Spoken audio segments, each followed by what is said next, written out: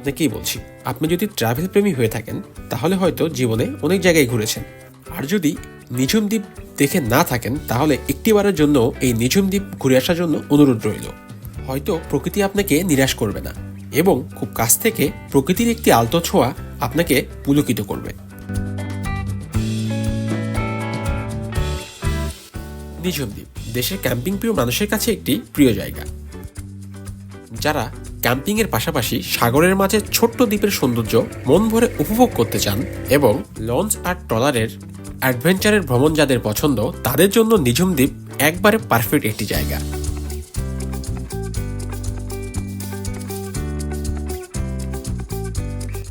আজকের এই ভিডিওতে নিঝুম দ্বীপের সমস্ত সৌন্দর্য আপনাদের সাথে তুলে ধরব, আর সাথে কমপ্লিট একটি গাইডলাইন দিব যাতে নিঝুম দ্বীপ ঘুরে আসতে পারেন স্বাচ্ছন্দ্যে। তো চলুন ঢাকার কর্মব্যস্ত কোলাহল থেকে মুক্তি পেতে শুরু করি আজকের নিঝুম দ্বীপের ভ্রমণ গল্প। নিঝুম দ্বীপ বলা হয় বাংলার সাইল্যান্ড আইসল্যান্ড। 1940 সালে এই দ্বীপটি বঙ্গোপসাগরের বুক চিরে জেগে উঠেছে। এখানে বসতির ইতিহাস 1950 সাল থেকে। নোয়াখালীর হাতিয়া উপজেলার দক্ষিণ পশ্চিমে বঙ্গোপসাগরের বুক চিরে জেগে ওঠা ছোট্ট একটি ভূখণ্ডের নাম নিঝুম দ্বীপ। মোল্লার চর, কোমলার চর, চর ওসমান ও চর মুড়ি এই চারটি প্রধান দ্বীপ ও কিছু ছোট দ্বীপের সমন্বয়ে নিঝুম দ্বীপ গঠিত। আপনারা যদি নিঝুম দ্বীপ ঘুরতে যেতে চান তাহলে আপনার একটি প্রপার প্ল্যান দরকার। আপনি যদি প্ল্যান ছাড়া নিঝুম দ্বীপ ঘুরতে যান তাহলে আপনি নিঝুম দ্বীপের অনেক কিছু মিস করবেন। সো এই ভিডিওতে আমি আপনাদেরকে একটি প্রপার প্ল্যান শেয়ার করতে চাচ্ছি। অবশ্যই যারা নিঝুম দ্বীপ ঘুরতে যাবেন তারা মনোযোগ সহকারে দেখবেন।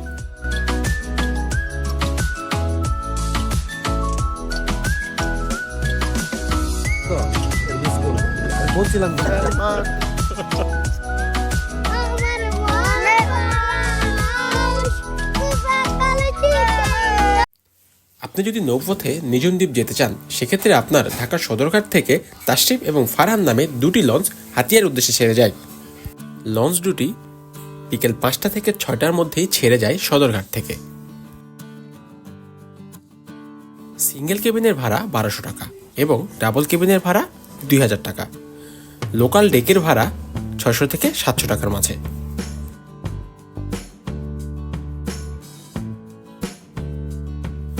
যাত্রাপথে নৌভ্রমণের রোমাঞ্চকর অভিজ্ঞতা।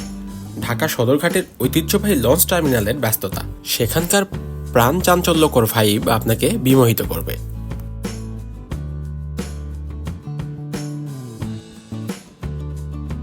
আর চাইলেই আমাদের মতো বুড়িগঙ্গা পাড়ের নান্দনিক রেস্টুরেন্টে বিকেলের নাস্তা সেরেও নিতে পারবেন।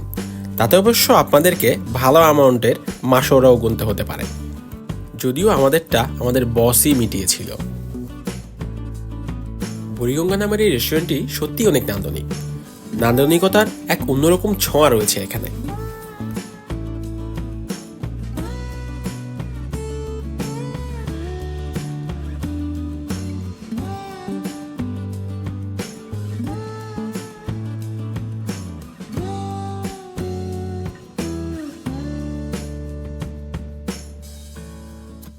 যাত্রাপথে খাওয়া দাওয়ার সমস্ত ব্যাপার লঞ্চের মধ্যেই থাকে, সো এটি নিয়ে আপনার কোনো চিন্তা করতে হবে না।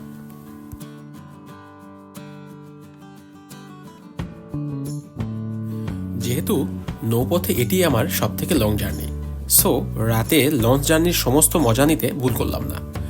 সমস্ত লঞ্চ ঘুরে ঘুরে দেখলাম।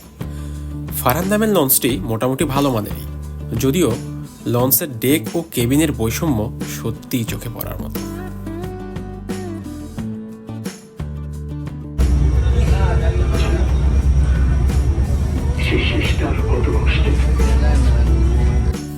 নৌপথে রিল্যাক্স এবং কান্তহীন ভ্রমণ করতে করতে সকাল 6টা নাগাদ আমাদের লঞ্চটি হাতিয়ার কাছাকাছি এসে চরের সাথে আটকে গেল।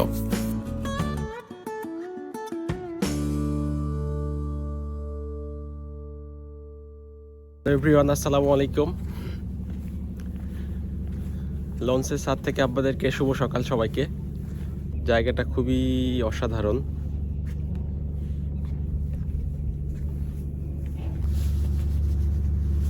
তাহলে ভাই আমরা কোথায় এখন? আমরা এখন চরে আটকে আছি। এখন এখান থেকে যাওয়ার বুদ্ধি কি? এখন দেখা যাক লোকাল ট্রান্সপোর্ট অ্যারেঞ্জ করতে হবে, লোকাল ট্রলার। এখান থেকে কত দূর আর হাতিয়া? 20 মিনিট। 20 মিনিট।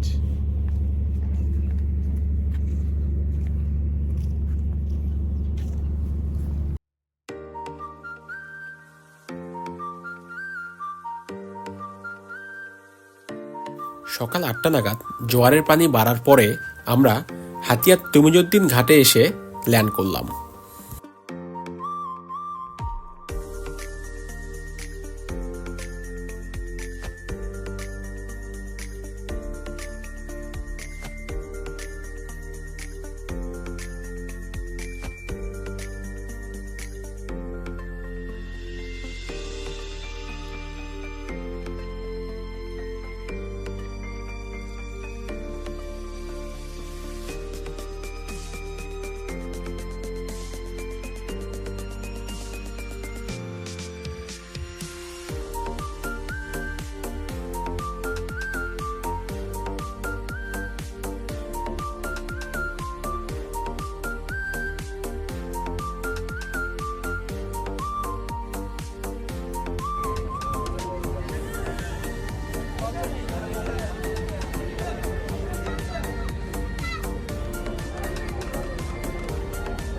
গম আছেন না আর হাতি আই যাই কই আর বেকুন আই ভাই আপনাকে চিনতে লাগবে না।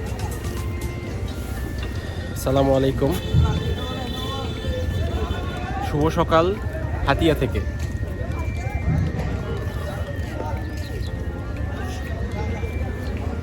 হাতিয়ার তমিজউদ্দিন ঘাটের কাছেই বাজারে আমরা আমাদের সকালের নাস্তা সেরে নিই।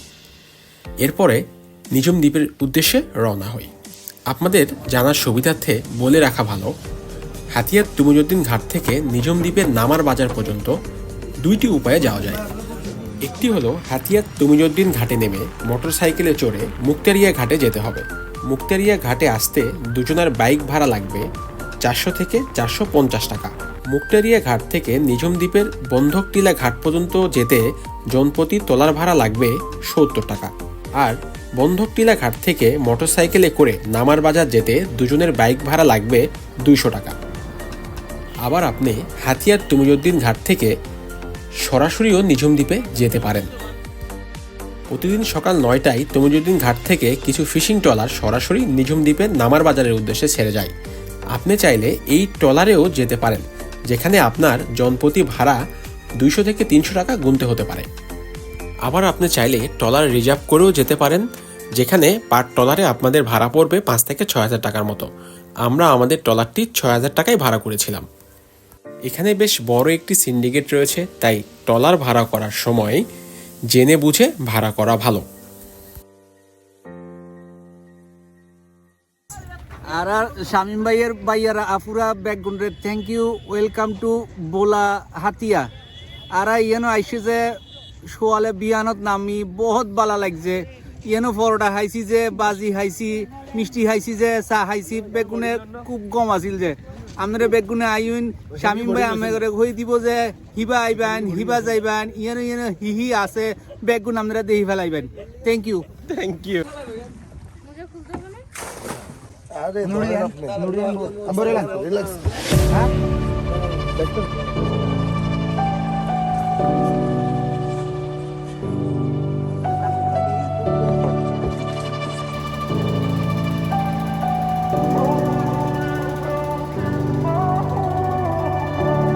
I saw you from across the way, and I think about that moment every day. Holding on to that feeling is enough. It's enough for me. Your smile, it drew me in, and I bought you a drink, and ever since I've come to know you, and that's enough. Oh, that's enough for me. Every time I'm there by your side, everything just feels so right. Every minute, every second, all memories I'll keep my whole life.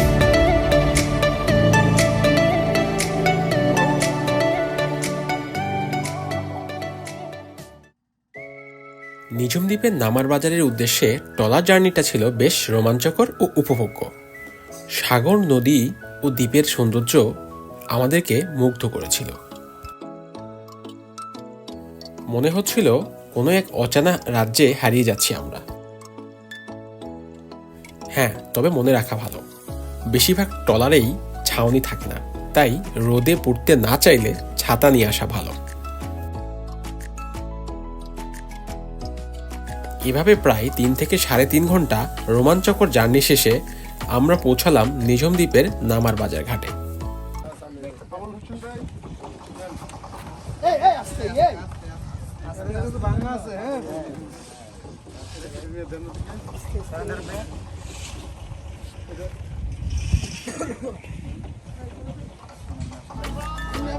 নামার বাজার ঘাটে নেমে 3 থেকে 5 minute হেঁটেই আপনি নামার বাজারে পৌঁছে যেতে পারবেন। এখানে আপনি থাকার মতো হোটেল পেয়ে যাবেন 7 থেকে 8টি। বন বিভাগের একটি বিশেষ হোটেলও রয়েছে এখানে। আমরা যে রিসোর্টটিতে ছিলাম সেটির নাম ইশিতা ইকো রিসোর্ট। আমার মতে এটি এখানকার সব থেকে ভালো রিসোর্ট। নিঝুম দ্বীপে এটা আমাদের থাকার হোটেল। কি নাম ভাই এটা? Ishita eco resort. এখানে 2 বেডের একটি রুমের ভাড়া পড়েছিল 2,500 টাকা। চাইলে এই রুমে 4 জনও থাকা যায়, যার জন্যে আলাদা ভাড়া পে করতে হয় না। এছাড়াও এখানে সোহেল নামে আরেকটি মোটামুটি মানের রিসোর্ট রয়েছে। বাকি রিসোর্টগুলো নিম্নমানের। যদিও নিঝুম দ্বীপে সবাই আসে ক্যাম্পেইন করার জন্য, সেজন্য এখানে ক্যাম্পেইন সাইটে টেন্ট ভাড়া পাওয়া যায়। আপনাদের সুবিধার্থে ক্যাম্পেইন সাইটে টেন্ট ভাড়ার ডিটেলস এবং রিসোর্টগুলোর বিস্তারিত ডিসক্রিপশন বক্সে শেয়ার করলাম, চাইলে আপনারা দেখে নিতে পারেন। আমরা আমাদের রিসোর্টে চেক ইন করেই ফ্রেশ হয়ে দুপুরে লাঞ্চের জন্য বাজারে চলে আসি। নামার বাজারে খাবার জন্য 4 থেকে 5টি হোটেল রয়েছে, সবই মোটামুটি অ্যাভারেজ মানের। তবে আমাদের কাছে ভাই ভাই নামের রেস্টুরেন্টটি একটু ভালো পরিষ্কার মনে হয়েছে, তাই আমরা আমাদের দুপুরের লাঞ্চ এখানেই সেরে নিই। আর এটা কি? এটাও ভর্তা। এটা হলো দেশি মুরগ 150, হাঁস আছে 180, বাটা মাছ 120 টাকা। খাবারের মানও বেশ ভালো ছিল। লাঞ্চ শেষ করেই আমরা বেরিয়ে পড়ি নিঝুম দ্বীপের কুমারিকা বিচের উদ্দেশ্যে। বাজার থেকে হেঁটে 10 মিনিটের ডিস্টেন্স। এই দ্বীপের ক্যাম্পেইন সাইটও এটি, আর বিচ থেকে মনোমুগ্ধকর সূর্যাস্ত উপভোগ করা যায়।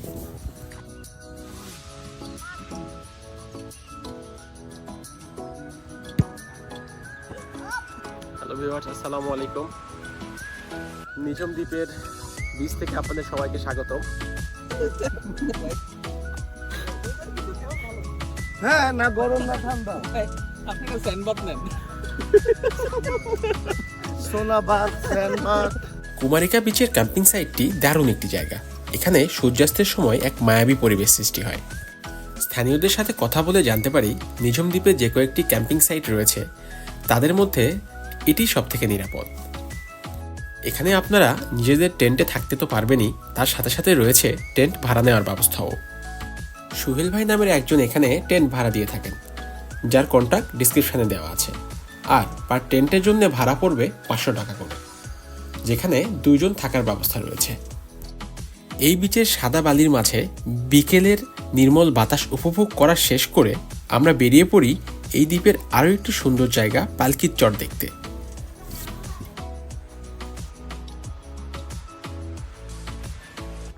সেজন্য নামা বাজার থেকে আমরা বাইক ভাড়া করি এবং পালকির চর দেখার উদ্দেশ্যে বেরিয়ে পড়ি।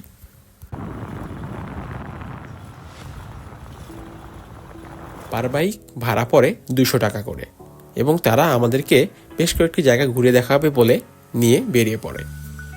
পালকির চরে যেতে সময় লাগে বাজার থেকে 30 মিনিটের মতো।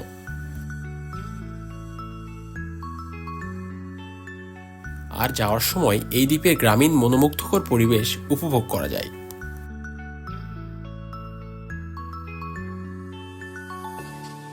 আর ঠিক এ সময় বাজারে চড়ে বেড়ানো একটি হরিণও দেখে ফেললাম আমরা।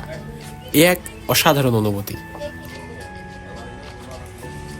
পালকির চরে সামাজিক বনায়নের আওতায় গড়ে তোলা হচ্ছে ঝাউবন। এটি স্থানীয়দের এক অসাধারণ প্রয়াস। আমরা এখন পালকির চরে। সাইদুল ভাই, আসেন একটু। চলে আসছেন আপনি যে দেখাইতে হবে না। পালকির চরও দারুণ একটি জায়গা ইভিনিংয়ে সানসেট দেখার জন্য। সানরাইজও এখান থেকে দেখা যায়।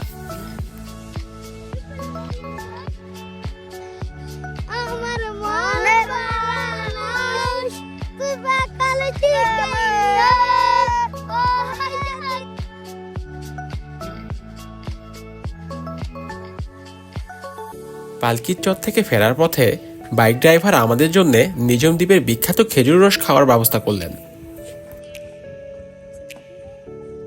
এখানকার টাটকা খেজুরের রস অত্যন্ত সুস্বাদু।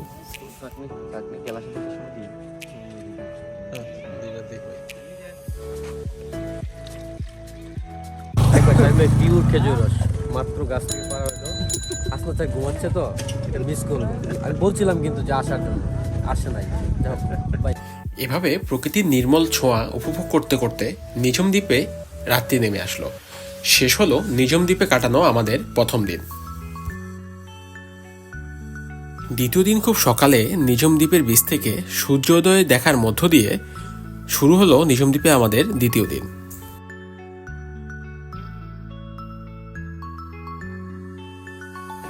দ্বিতীয় দিন সকালে ট্রলারে চড়ে আরেকবার আমরা নিঝুম দ্বীপের সৌন্দর্য উপভোগ করতে বেরিয়ে পড়লাম এবং ট্রলার থেকে উপভোগ করলাম কমলার চর, চৌধুরী খাল এবং নিঝুম দ্বীপের ম্যানগ্রোভ ফরেস্ট।